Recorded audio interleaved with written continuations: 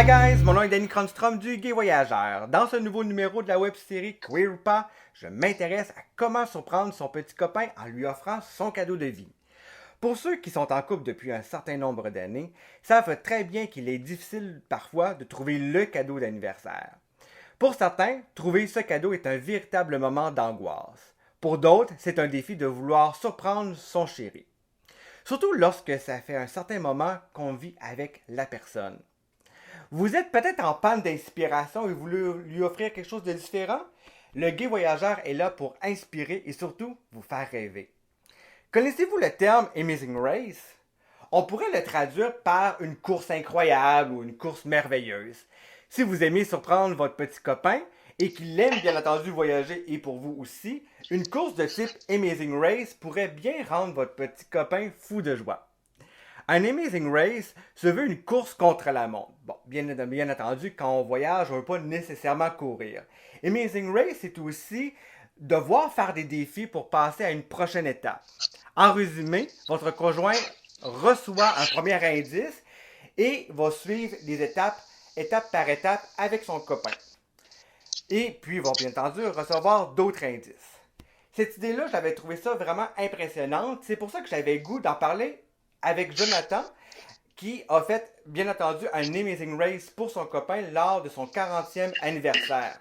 La destination finale, la Croatie. Bienvenue, Jonathan. Salut Denis. J'espère que ça va bien. Oui, ça va super bien. Belle journée. On en a profité au début de la journée. Là, maintenant, je suis avec toi 100%. Ah, génial! Hey, je voulais te dire, wow, quelle bonne idée, quelle excellente idée que tu as eue, Jonathan. Comment tu as eu l'idée, comment tu as fait pour organiser l'Amazing Race que tu as fait pour l'anniversaire de ton copain? Premièrement, on est un couple qui aime beaucoup organiser des petites activités, des escape rooms, des Fort Boyard, des choses comme ça. Puis, il m'avait organisé un 30e anniversaire, un surprise aussi. Puis j'étais comme, qu'est-ce qu'il faudrait que je trouve pour ses 40 ans? Et le budget me permettait cette année-là de pouvoir lui organiser un voyage surprise.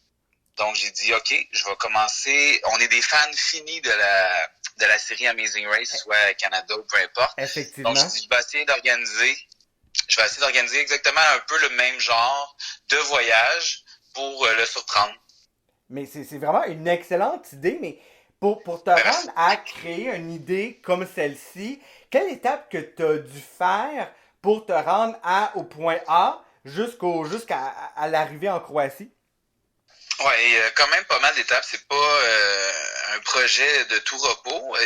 Vraiment, c'était un voyage secret, donc j'ai fait ça dans son dos pendant environ un an. J'ai préparé dans le fond, j'ai pris les informations du pays sur Internet, dans les guides touristiques. J'avais aussi des amis qui avaient déjà été dans cette destination-là.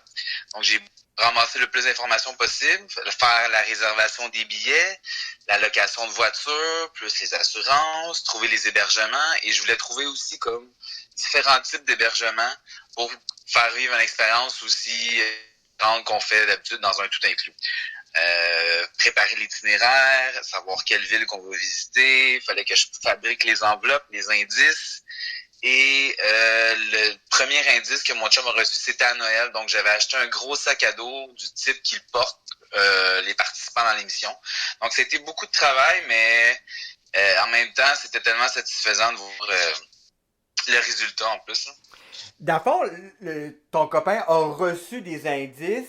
Une première Exact. indice fut un sac à dos. Donc, à cette étape-ci, il pensait peut-être que c'était juste, ben juste, étant, je mets bien entendu des guillemets, à juste un sac à dos. Et après, tout au long de l'année, jusqu'à son anniversaire, il a reçu d'autres indices. À quel moment qu'il s'est dit, ouais, il se passe de quoi, je m'en vais en Croatie? C'est vers où est-ce que c'était?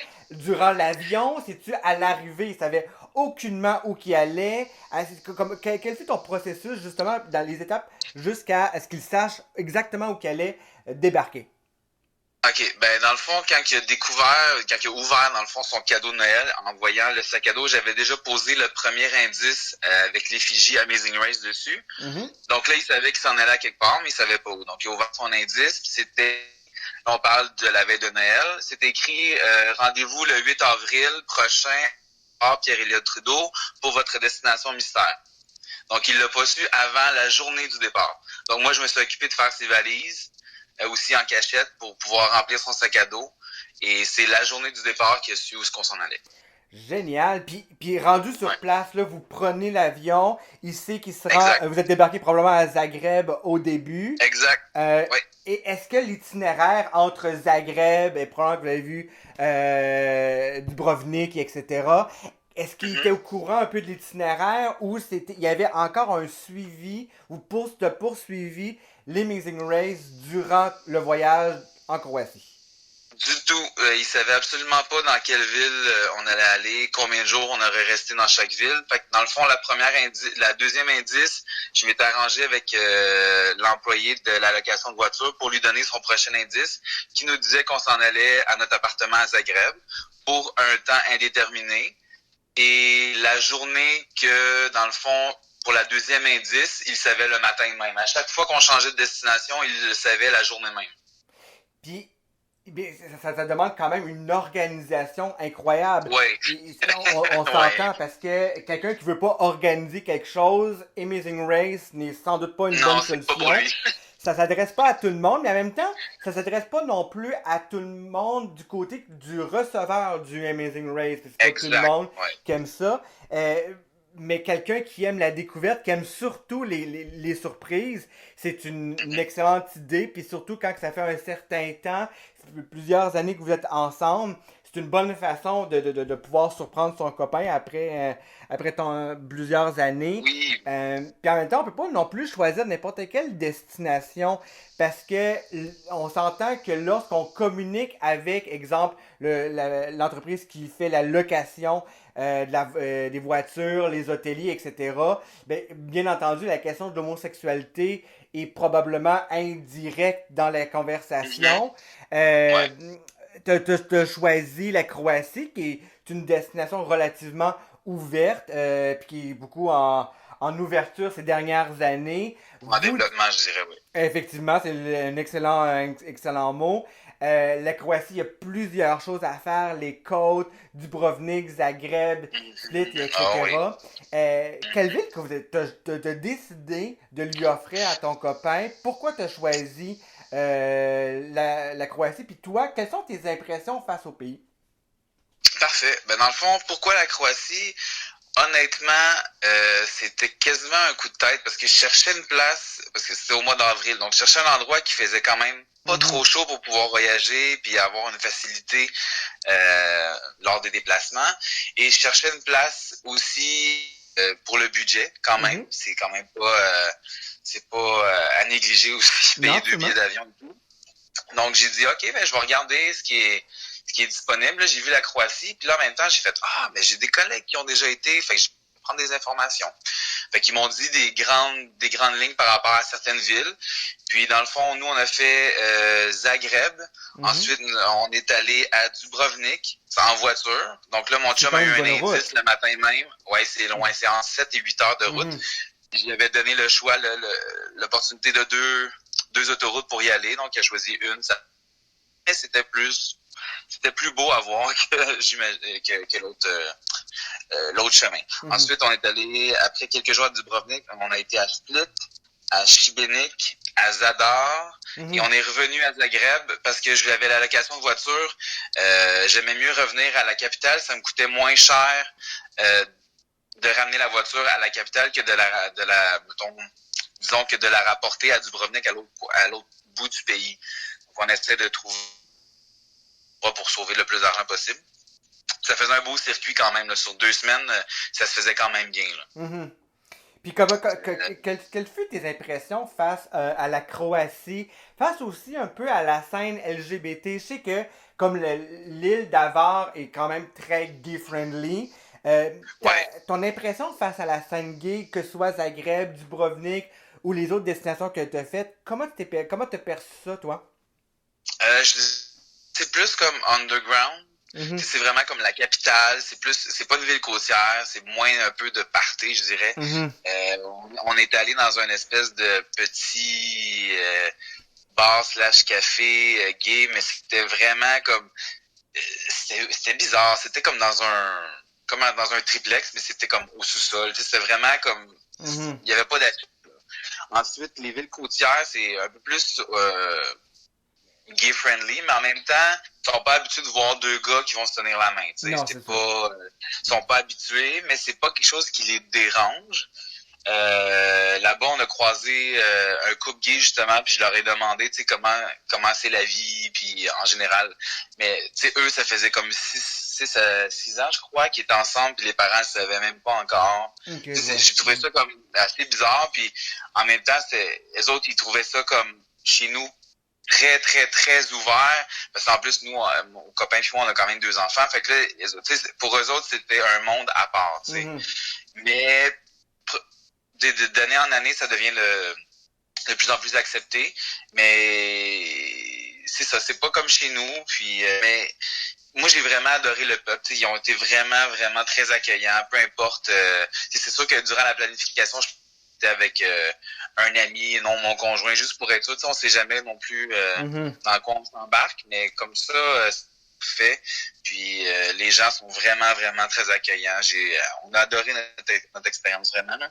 C'est un véritable coup de cœur, la Croatie. J'ai entendu beaucoup de bien, surtout depuis l'ouverture depuis une vingtaine d'années. La Croatie est une destination rendue quasiment incontournable. C'est pas tout le monde qui est capable de se permettre de payer un voyage à son copain. Je comprends que c'est aussi, là, Non, dans le contexte, c'était le 40e anniversaire, etc. L'idée du Amazing Race, elle est excellente. On peut l'exporter dans d'autres contextes, bien pas sûr. juste la question du voyage. Si quelqu'un a un petit peu moins de sous, as-tu d'autres idées qui n'est pas nécessairement en lien ou peut être en lien avec les voyages? Ben, tu sais, dans le fond, toutes les régions administratives, tu sais, comme au Québec, il y a toujours moyen si on a l'imagination et l'énergie pour le faire, il y a toujours moyen de faire des petits rallyes en voiture pour aller voir certaines compagnies locales. Tu sais, là, présentement, on parle beaucoup d'acheter local, acheter local. On peut vraiment aller voir, je sais pas moi, comme je parle, exemple, Saint-Eustache, il y a tellement comme le nid d'autruche, l'affaire de miel, culture de miel à la vente. Il y a plein d'activités qu'on peut faire. On peut juste aller là, faire un petit rallye en voiture, se faire un pique-nique. Tu sais, c'est vraiment y aller avec son imagination et voir du pays, peu importe où est-ce qu'on est. C'est sûr que là, présentement, le transport en commun, c'était pas l'idéal, mais tu sais, il y a des places qui font, il y a des compagnies, je pense, qui font même des rallyes avec le métro, le transport en Wow. commun à Montréal. Ouais, c'est vraiment, faut juste être curieux, puis il faut vouloir aussi s'investir du temps pour organiser ça. C'est pas facile, mais à la fin, le résultat est vraiment sensationnel. Merci beaucoup, Jonathan, de nous avoir fait rêver. Du moins, moi, ça me fait rêver. Ça crée des idées pour surprendre son copain. Je suis certain que grâce à toi, de nombreux autres couples vont créer leur propre Amazing Race dans leur façon d'être, en se respectant et respectant l'autre. Créer des Oui. surprises, bien entendu. Si on souhaite en apprendre un peu plus sur l'Amazing Race, ce que toi tu as fait, ou d'autres Amazing Race, as-tu des endroits qu'on pourrait obtenir plus d'informations sur le web, sur Facebook, ou peu importe?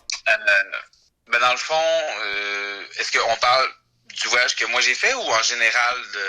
Vas-y, comme bon te semble, si tu connais des liens ou des choses que tu voudrais nous faire partager. Ben dans le fond, c'est sûr que aller voir le site internet officiel de Mission Amazing Race va vous donner comme une panoplie d'activités à faire parce que c'est sûr qu'il y a des épreuves physiques, il y a toutes sortes de choses. Tu sais, ça dépend, c'est vraiment selon vos goûts. Il faut faire des recherches et mais comme tel, je pourrais pas vous dire que j'ai fouillé sur certains liens là, par rapport à ça. Mais c'est sûr qu'il y en a. Puis si vous avez des questions, ben vous pouvez aussi